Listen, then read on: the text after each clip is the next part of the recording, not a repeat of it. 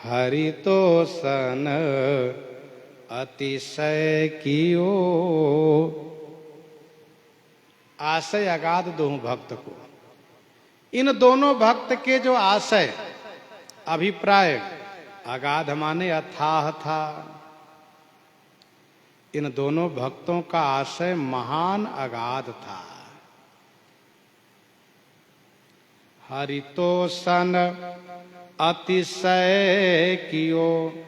श्री हरि अतिशय तोषण कियो, अतिशय प्रसन्न हो गए इन दोनों भक्तों से। देखो भैया, आशय अगाध ही होना चाहिए। रंगनाथ को सदन करन बहु बुद्धि विचारी। कपट धर्म रचि जैन द्रव्य हित देह विसारी। रंगनाथ को सदन करन।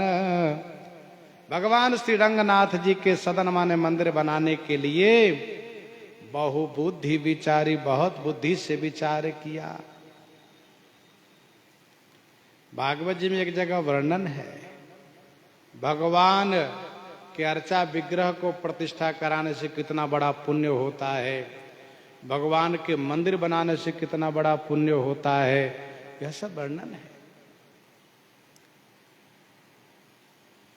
श्री रंगनाथ भगवान के मंदिर को बनाने के लिए बहुत प्रकार से बुद्धि से विचार किए,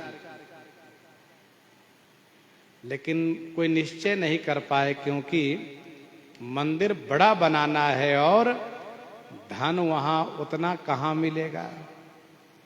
मंदिर बनाने के लिए पर्याप्त धन चाहिए।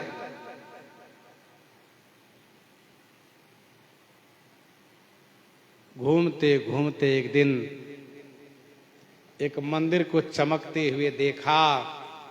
लोगों से पूछा तो लोगों ने कहा यह मंदिर जैनियों का है, तमाम सोने मणि लगाए गए हैं, उनके भगवान ही पारस मणि के हैं। पारसनाथ भगवान के मंदिर है और पारस मणि है, पारस मणि के विग्रह है। फिर तो इन दोनों ने निश्चय किया कि बढ़िया बात है, वहीं से धन मुझे मिल सकता है। कपट धर्म रचि जैन द्रव्य हित देह विसारी।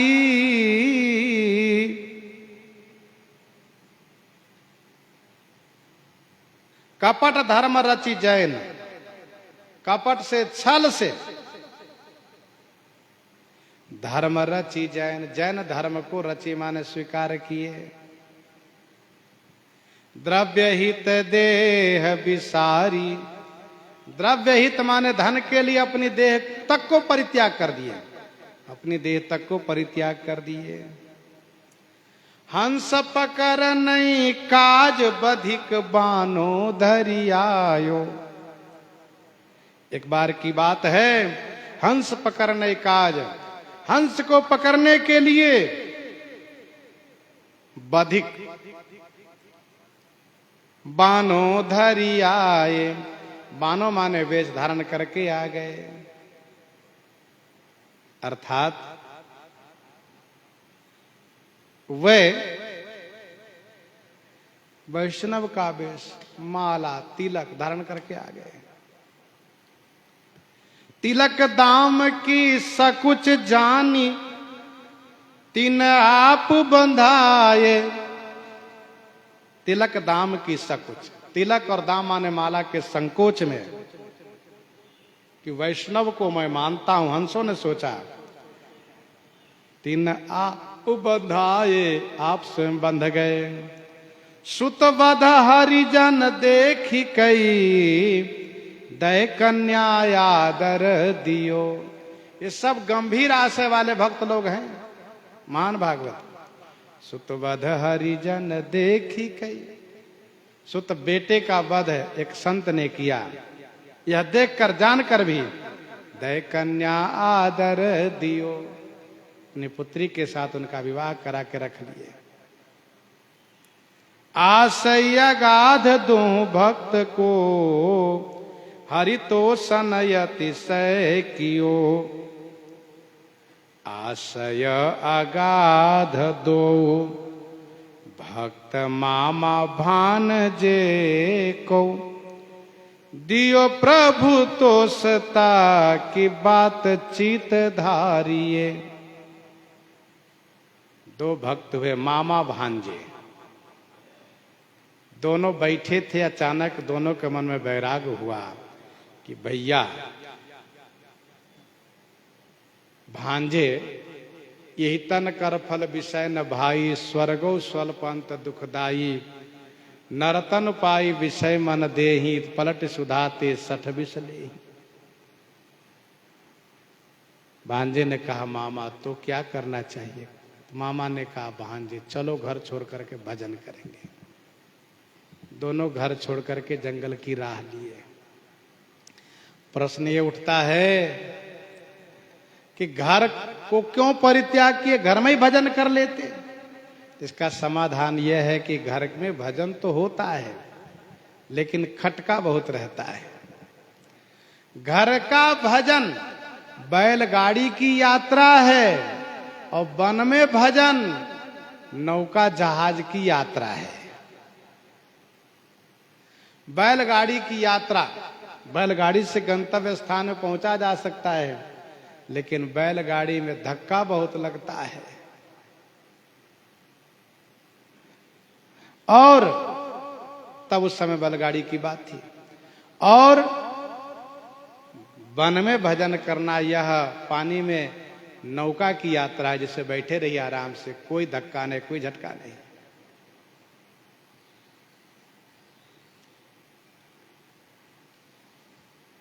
दियो प्रभु तोष, प्रभु को संतुष्ट कर लिए दोनों भाई, दोनों मामा भांजे, ताकि बातचीत धारिये, उनकी बातचीत में रखिए। आशय अगाध, अथाह आशय वाले, रहते बहते नित गंग समा, महि पावन पावन ते करते, करते नहीं बैर कभी खलते, जन के भय ताप सभी हरते, हरते हरिते बढ़ी के उपकार, करई सब ही दुख को सहते, बरसाए कथा रस को रमते, सुखदासई सुंदर सागरते। हंस से विवेकी पन टेकी नित्य चातक से, सर्वोपकारी वृक्ष होते अति भारी है, गिरित गंभीर धीर सुखद मल समीर, परम प्रकाश शील अति सुखकारी हैं, मोहतम हारी रवि जिमि उजियारी करई, भक्ति पर चारी नित जनहितकारी है। आशय अगाध सिंधु दीन हेतु दीन बंधु, भक्त साधु संत एक सुधय विकारी है, एक सुधय विकारी है। घर ते निकासी चले, बन को विवेक रूप, मूर्ति अनूप बीनु मंदिर निहारिये। घर ते निकसी चले, घर से निकल चले, बन को विवेक रूप, वन में विवेक रूप बन करके भजन करने के लिए। लेकिन रास्ते में जब देखा मूर्ति अनूप, श्रीरंगनाथ भगवान की अनूप मूर्ति को देखा, और मूर्ति जितनी दर्शनीय है उतनी व्यवस्था यहाँ कुछ नहीं है। खुले आकाश में यह मूर्ति है। बिनु मंदिर निहारिये, बिना मंदिर के श्रीरंगनाथ भगवान को दर्शन किया। दक्षिण में रंगनाथ नाम अभिराम जाको, यह दक्षिण भारत में है। श्री रंगनाथ इनका अभिराम माने सुंदर नाम है। ताको ल बनावे धाम काम सब टारिये, उन्हीं के लिए मैं धाम माने मंदिर बनाऊं यह निश्चय कर लिया, फिर तो काम सब टारिए, सब काम भुला दिए। क्योंकि भगवान के लिए मंदिर बनाना बहुत बड़ा पुण्य का काम है, सुकृत का काम है। श्री रंगनाथ भगवान, रंगनाथ दशरथ के ठाकुर, पूजत अवध माही, नित नृपवर लंक विजय करि रघुबर आए, संग विभीषण कोहु लाए, मूरति परम अनूप निहारी, भयो विभीषण मन सुख भारी, रंगनाथ लंका लई आ जावो, पूज प्रेम ते नहीं रिझावो, यह विचारी रघुवर ते मांगी, लई के चले परम अनुरागी, कावेरी तट परम सुहायो, रंगनाथ मन लखि ललचायो, तन में भार कियो अति भारो, तहां विभीषण धर तो उतारी, जहां धरी हो तहां ते नहीं जई हो, रही हैं तहां पूजन करवई हो, पूर्व प्रतिज्ञा के अनुसारा, रहे यहाँ ही परम उदारा, करत विभीषण पूजा नित ही, दर्शन करि सुख पावत सबही। सृष्टि के प्रारंभ में भगवान जल को उत्पन्न करके जल पर अयन माने स्थान बनाए, शयन किए, तो उनकी नाभि से कमल का प्राकट्य हुआ, कमल पर ब्रह्मा जी का प्राकट्य हुआ। ब्रह्मा जी ने भगवान की तप वाणी सुन करके तपस्या की, और भगवान जब दर्शन दिए उनके मनोरथ को पूरा किए। फिर इसके बाद प्रभु ने कहा आप संसार की रचना करें। तब श्री ब्रह्मा जी ने कहा प्रभु मैं संसार की रचना करूंगा तो संसार में लिप्त हो जाऊंगा, संसारी बन जाऊंगा। तब श्री ठाकुर जी ने कहा नहीं ब्रह्मा जी, आप मेरे स्वरूप को ध्यान करिए, मेरा नाम जपिए, मंत्र जपिए, आप संसार में लिप्त नहीं होइएगा, संसारी नहीं बनिएगा। ठाकुर जी ने जो पूजा की शिक्षा दी है वह ग्रंथ है पंचरात्र, पंचरात्र में वह वर्णन है। फिर इसके बाद प्रणवाकार एक विमान दिए, विमान पर ठाकुर जी का विग्रह है, प्रणवाकार विमान पर ठाकुर जी का विग्रह वही विग्रह है जो शेषैया पर लेटे हुए हैं, लक्ष्मी जी चरण दबा रही है। तो प्रणवाकार विमान पर ठाकुर जी को देख करके वहां उनका रंग महल है प्रणवाकार विमान पर, इसलिए रंगनाथ भगवान के नाम से प्रसिद्ध हुए। रंगनाथ की महिमा सुन करके श्री इक्ष्वाकु जी महाराज के मन में भगवान के प्रति बड़ी अनुरक्ति हुई, बड़ी लालसा हुई। फिर उन्होंने गुरु श्री वशिष्ठ जी से कहा, तो गुरु श्री वशिष्ठ जी ने कहा कि ब्रह्मा जी को आप प्रसन्न कीजिए, ब्रह्मा जी ही दे सकते हैं। तब उन्होंने श्री ब्रह्मा जी को प्रसन्न किया है। श्री ब्रह्मा जी ने कहा इक्ष्वाकु जी क्या चाहिए? उन्होंने कहा आप जिनकी पूजा करते हमको वही चाहिए। कहा ठीक है। तो श्री ब्रह्मा जी के द्वारा प्राप्त करने के बाद श्री रंगनाथ जी इस इक्ष्वाकु वंश के इष्ट देव हो गए, निज कुल इष्ट देव भगवान। और फिर श्री रंगनाथ जी की पूजा तब से आज तक, तब से आज तक होती आई। कब तक? जब तक श्री राम जी थे। विभीषण जी महाराज ने श्री रंगनाथ जी को देखा तो उनके मन में लालच हुआ, उन्होंने श्री राम जी से कहा, तो श्री राम जी ने कहा ठीक है ले जाइए। श्री रंगनाथ जी से कहा आप जाइए लंका में। श्री रंगनाथ जी ने कहा मैं लंका नहीं जाना चाहता हूं, लेकिन प्रभु की आज्ञा को भी नहीं टाल सकता हूं। श्री रंगनाथ जी ने शर्त रखा जहां भूमि पर रखोगे वहीं रहूंगा मैं। कावेरी तट पर आए, ठाकुर जी अपना बोझ भार बढ़ाए, विभीषण जी को थकान लगी, घबरा गए अब क्या करूं, नीचे रखा और फिर उठाना चाहता। ठाकुर जी ने मुस्कुराते हुए कहा कि अब मैं नहीं जाऊंगा, क्योंकि मैंने पहले ही शर्त रखा है कि जहां आप रखिएगा वहां के बाद मैं नहीं जाऊंगा, इसलिए मैं तो अब यहीं रहूंगा। विभीषण जी ने कहा तब आपकी पूजा कैसे होगी? कहा यहीं आकर पूजा करो।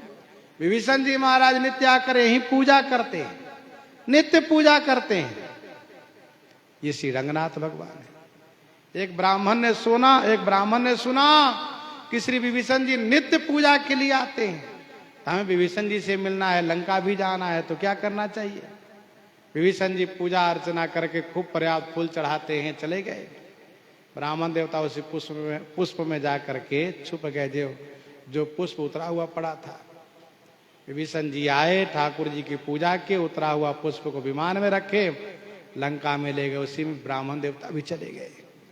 वहां जाने पर विभीषण जी ने देखा, बड़े प्रसन्न हुए, पूजा अर्चना किए, कहा आपको क्या सेवा करूं। तब उन्होंने कहा लंका में जो अप्राप्त वस्तु हो, जो दुर्लभ वस्तु, वह हमें दीजिए। तो विभीषण जी ने लोहे के बक्से में, क्योंकि लोहा वहां दुर्लभ है, और सियाराम सोने के बक्से में, हाँ सोने के बक्से में पुराने कपड़े कुछ लोहे भर करके दे दिए। ब्राह्मण देवता ने सोचा इतना सुंदर बक्सा है सोने का, तो बहुत इसमें अमूल्य रत्न भी होगा। आए, अपने घर खोल कर देखा तो पुराना कपड़ा, लोहा। तब याद आया कि मैंने उनसे कहा था जो अप्राप्त वस्तु हो, जो दुर्लभ, वह दीजिए, इसलिए यही मुझे मिला है। मेरा भाग्य भी अभागा ही है। तो इस प्रकार से श्रीरंगनाथ जी की कथा है।